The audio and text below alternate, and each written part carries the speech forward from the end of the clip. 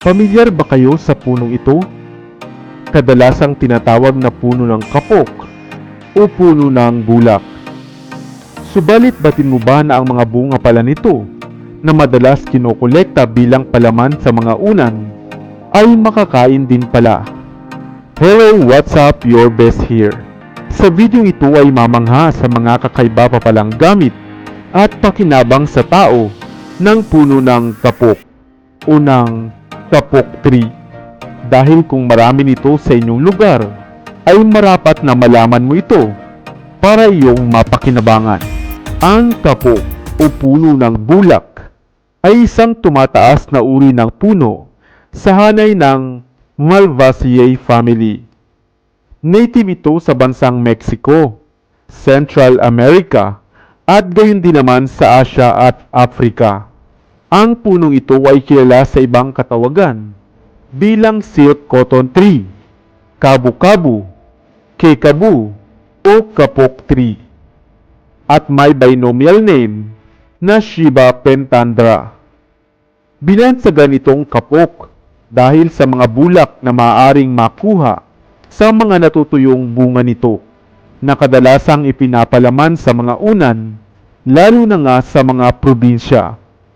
Tumataas ang puno ng kapok hanggang 73 metro at minsan ay 77 metro na silangang naitalang pinakamataas na puno nito na matatagpuan sa Afrika. Ang mga bulaklak ng kapok ay mainam naman na pinagmumulan ng nektar para sa mga bubuyog at mga paniki. Subalit maaari mo rin palang kunin, i-blanch upang kainin. Ang mga bunga naman nito ay naglalabas ng mga puting fiber o bulak sa tuwing ito ay matutuyo na. Ang bulak na ito ay madalas kinokolekta para ilagay sa mga kutson, sofa at sa mga unan, bago pa nga nadiskubre ang mga synthetic na materyales. Ang mga buto naman nito ay mayroong tinataglay na essential oils na mainam palang ginagamit sa paggawa ng sabon at ilang mga pataba o fertilizer. Subalit batid mo ba na ang bata pa palang bunga nito ay makakain din pala at may lasang maaaring maikumpara sa lasa ng okra. Madalas itong isinasawsaw sa chili sauce o kaya naman ay iginigisa at maaari ding pakinabangan kahit ito ay hilaw pa. Mayaman ang kapok sa mga mineral katulad ng antioxidant properties nitong taglay at sa pagiging nitong isang anti-diabetic. Mahusay din ito sa mayroong diarrhea at mabilis na nagpapahilom ng sugat. At syempre marami rin itong magandang dulot sa pagtulog kung ito naman ay gagamitin mong bilang palaman sa inyong mga unan. Kaya kung may mga puno ng kapok sa inyong lugar, ay mayroon ka ng idea. Ikaw, ngayon mo rin lamang ba narinig na pwede palang kainin ang bunga ng kapok? Sana ay may bago kang natutunan sa videong ito. Nakakita ka na ba ng halamang ito? Tinatawag na pipinong gubat. Iniiwasan, binubunot lamang, iniilagan dahil nakalalason raw. Subalit batid mo ba na ang iniiwasan mo pala ay makakain, ginugulay, at maaaring gamot pa sa napakaraming karamdaman? Hello, what's up? Your best here. Kaya kung madalas mo nang nakikita ang halamang ito at hindi mo rin pinapansin, ang videong ito ay para sa iyo dahil tatalakayin natin ang napakaraming pakinabang ng ligaw na pipino. Pipinong gubat kung tawagin, wild pipino, wild cucumber, creeping cucumber, Guadalupe, o Melothria pendula. Isang halaman na mula sa hanay ng mga pipino o Cucurbitaceae. Nagtataglay ng mga mumunting berdeng bunga na nagiging violet o itim kung mahihinog na. Mayroong mga makantong dahon na kahawig din ng dahon ng pipino. Melothria na ang ibig sabihin ay animoy puting ubas at pendula naman na buhat sa Griyegong salita nang ibig namang sabihin ay nakabitin. Hindi mo nga agad mapupuna ang bunga ng pipinong gubat dahil maliliit ito at kasinlaki lamang halos ng ating mga kuko. Subalit, bakit nga ba sinasabi na makalalason raw ang prutas na ito? Ito ay sapagkat ang hinog na bunga ng ligaw na pipino na kulay itim na ay mataas ang laxative qualities na maaaring magdulot ng pananakit ng tiyan at pagtatae kung makonsumo mo. Subalit ang bata, berde at hilaw pa nitong bunga ay pwede mo ngang makain. Karaniwan ngang kinakain ng mga daga at aso. Maaari mong kainin ng hilaw, gawing salad na kadalas ay nilalagyan lamang ng asin at suka na pwede ring sangkapan pa ng sibuyas at kamatis. Pwede mo rin itong iburo o gawing pickle. Samantalang pwede mo namang gulayin ang talbos nitong dahon o isama sa hamburger. Ang ugat naman nito na mapait kung ilaga ay mainam para sa nananakit ang sikmura, nilalamig-lamig o mayroong lagnat. Ang pipinong gubat ay mainam din para sa mayroong diabetes. Ang vitamin K nitong tinataglay ay makatutulong upang makaiwas ka sa pagkakaroon ng mga blood clotting at maganda rin sa kalusugan ng buto. Dahil matubig ang pipinong gubat, ay maganda rin ito sa ating mga balat at upang makaiwas sa dehydration. Pinaniniwalaan nga na ang pagkain ng prutas na ito ay maaaring makawala ng amats o lasing dahil sa taglay nitong tubig at mga electrolytes. Makatutulong din ito upang makaiwas ka sa pagkakaroon ng bato sa bato at hemorrhoids. Kaya naman ang pino nitong bunga ay huwag na huwag mong iismulin dahil nag-uumapaw pala sa mga pakinabang at gamit. Huwag mo itong bunutin dahil pwede mong magulay at makain. Ikaw, nakatikim ka na ba ng pipinong gubat? Ano naman ang lasa nito? Meron pa ba ng mga halamang ito sa inyong lugar? Sana ay may bago kang natutunan sa videong ito. Pamilyar ba kayo sa halamang ito na madalas na tumutubo sa bakuran, sa bakanting lote at mayroong mga bunga na animoy munting pipino? Agad mo nga itong mapupuna dahil sa mga mapupula nitong hinog na bunga.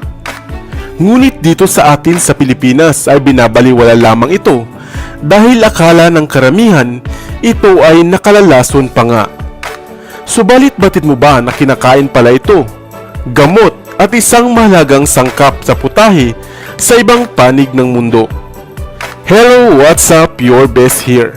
Sa videong ito ay ating kilalanin ang isang ligaw na halamang ito na kung tawagin ng ilan ay tindura. Ano-ano nga ba ang mga dala nitong sustansya at saan-saan mo ito maaaring gamitin? Pamilyar ka na nga ba sa damong ito? Nabaging at mayroong bunga na kahawig ng pipino o di kaya naman ay ng kamyas. Ito ang halamang Coccinea grandis. Tinatawag din itong tindora, scarlet gourd o ivy gourd sa Ingles.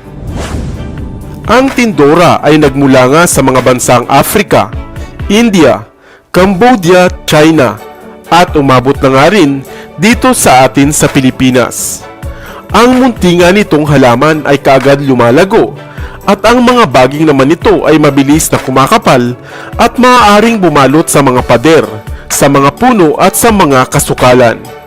Subalit, mas kilala ang halamang ito dahil sa taglay nitong mapupulang bunga kapag nahihinog na at animoy munting pipino naman habang hilaw pa. Dito nga sa atin sa Pilipinas hindi nga ito pinapansin dahil akala ng karamihan ito ay nakalalason. Mayroong dalawang klase ang tindora, ang mapait at ang walang pait nitong bunga na maaaring maihalin tulad nga sa lasa ng ampalaya.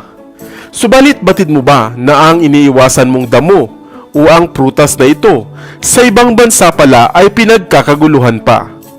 Ang Coccinea grandis o Tindora ay makakain pala, at sa ibang lugar nga gaya sa India, ito ay iniluluto nila. Pati nga ang mga lambot o dahon nito ay ginagamit nila bilang pansangkap sa mga lutuin. Sa bansang Thailand, ito nga ay paborito nilang sangkap sa sikat nilang sopas na kung tawagin ay Kaengkay curry.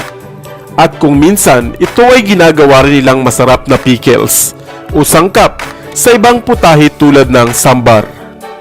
Ngunit maliban pa dito ay marami palang benepisyo sa kalusugan ang halamang ito. Mayaman nga ito sa maraming nutrients kagaya ng iron, calcium, vitamin B1, vitamin B2 at dietary fiber na maaari mo ngang makuha sa bunga, dahon at mga talbos nito. Mainam na nagre-regulate ng blood sugar level ang pagkonsumo ng Tindora. Ito ay madalas na gamit nga sa Ayurvedang medisina bilang panlunas sa diabetes at hanggang ngayon ay sinusuportahan ng ilang pag-aaral na isinasagawa sa University ng Kelaniya. Isa rin ang ivy gourd sa mainam na gulay para sa mayroong mga type 2 diabetes.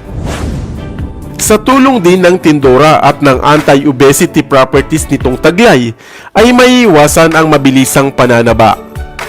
Pantanggal o panlunas din sa fatigue ang halamang ito dahil ito ay mayaman sa iron. Tulad nga ng ampalaya ay makakaiwas ka sa over-fatigue o pagkakaroon ng anemia. Mainam rin ang ivy gourd para maiwasan ang pagkakaroon ng kidney stone. Ang calcium nitong taglay ay napakabisa. Ayon sa pag-aaral, ang calcium nga ay isang dahilan sa pagkakaroon ng kidney stone. Subalit sa makabagong pag-aaral, ang pagkonsumo ng calcium-rich na mga pagkain ay kabaliktaran naman ang naidudulot dito. Isang mahusay na antioxidant rin ang ivy gourd. Ang tinataglay nitong niacin at riboflavin ay isang mahusay na magandang antioxidants. At ang panghuli ay bilang panlunas sa ilang kondisyon sa balat, kagaya ng eksima, paso sa balat at ilang pamamantal. Dahil ito nga ay may tinataglay na antifungal at antibacterial properties. Oh, hindi ba't napakahusay ng halamang ito? Hindi lamang makakain, mahusay na gulay, ay marami pa palang sustansya. Sa inyong probinsya, ano ang tawag dito? Nakakain ka na rin ba nito? Sana ay may bago kang natutunan sa videong ito. Iwan ka naman ng comment sa comment section sa ibaba. I-like at i-share mo na rin para naman sa kaalaman ng iba. Dito na sa Best TV, tayo ay matuto. Utak mapuno ng bagong kaalaman. Dito na sa Best TV, tayo ay lumibot. Lihim na mundo ay ating matuklasan. Dito yan sa Best TV. Dito yan sa Best TV. Dito yan sa Best TV. Sapagkat lamang ang laki may alam. Dito yan sa Best Tara TV. bes, sabay-sabay tayo na matuto. Pagkat dito sa mundo lamang ang siyang marunong. Ating utak sa lina ng panibagong dunong. Mga bagay na sa buhay ay makakatulong.